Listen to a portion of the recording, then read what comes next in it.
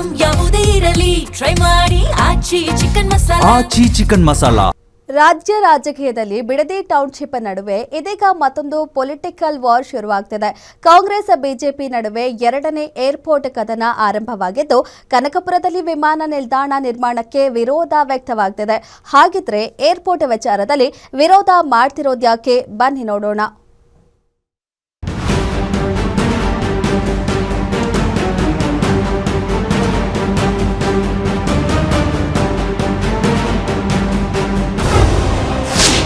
Bidadi fight ನಡುವೆ ಎರಡನೇ airport ಕದನ. ತುಮಕೂರು ವರ್ಸಸ್ ಕನಕಪುರ, ಏನಿದು ಹೊಸ ಫೈಟ್? ದಿನೇ ದಿನೇ ಬಿಡದಿ ಭೂ ಸಮರ ಜೋರಾಗ್ತಿದೆ.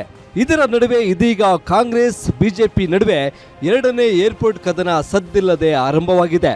ಕೈಪಡೆ ಬೆಂಗಳೂರು ದಕ್ಷಿಣ ಜಿಲ್ಲೆಯ ಅಭಿವೃದ್ಧಿ ಜಪ ಮಾಡ್ತಿದ್ರೆ, ಇತ್ತ ಕೇಸರಿ ಪಡೆ ಸ್ವಂತ ಕ್ಷೇತ್ರಗಳ ಮೇಲಷ್ಟೇ ಹಿತಾಸಕ್ತಿ, ಅಖಂಡ ಕರ್ನಾಟಕದ ಮೇಲೆ ಒಲವಿಲ್ಲ ಅಂತ ಹೊಸ ವಾದ ಶುರು ಮಾಡಿದ್ದಾರೆ.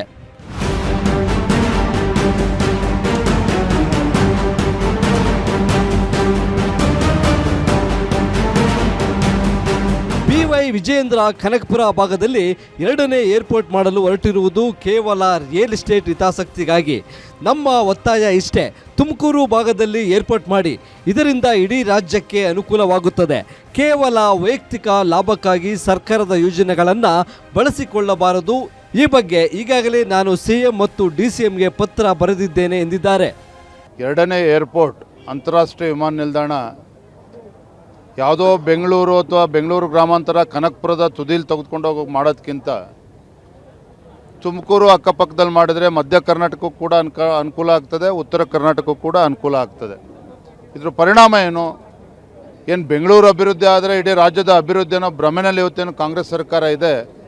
ಏರ್ಪೋರ್ಟನ್ನು ತುಮಕೂರು ಅಕ್ಕಪಕ್ಕ ತೆಗೆದುಕೊಂಡು ಹೋದರೆ ಅಲ್ಲೂ ಕೂಡ ಕೈಗಾರಿಕೆಗಳು ಬರ್ತದೆ, ಯುವಕರಿಗೆ ಉದ್ಯೋಗ ಸಿಗ್ತದೆ, ಅದೇ ರೀತಿ ಆರ್ಥಿಕ ಬೆಳವಣಿಗೆಗಳು ಅನುಕೂಲ ಆಗ್ತದೆ, ಆ ಭಾಗದ ಜಿಲ್ಲೆಗಳ ಬೆಳವಣಿಗೆ ಆಗ್ತದೆ, ಅಕ್ಕಪಕ್ಕ ಜಿಲ್ಲೆಗಳು ಕೂಡ ಬೆಳವಣಿಗೆ ಆಗ್ತದೆ, ಶಕ್ತಿ ಸಿಗ್ತದೆ.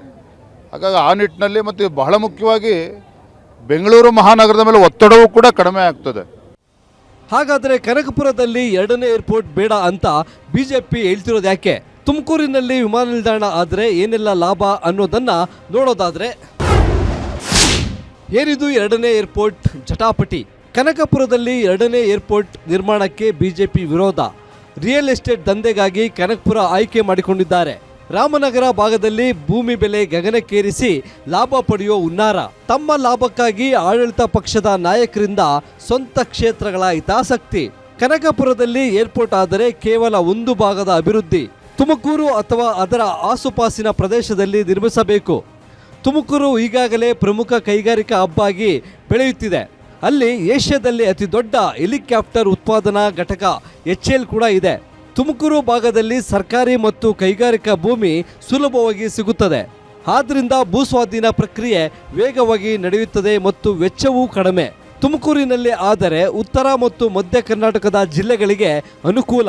ಮಧ್ಯ ಕರ್ನಾಟಕ, ಉತ್ತರ ಕರ್ನಾಟಕಕ್ಕೂ ಅನುಕೂಲ ಆಗಲಿದೆ.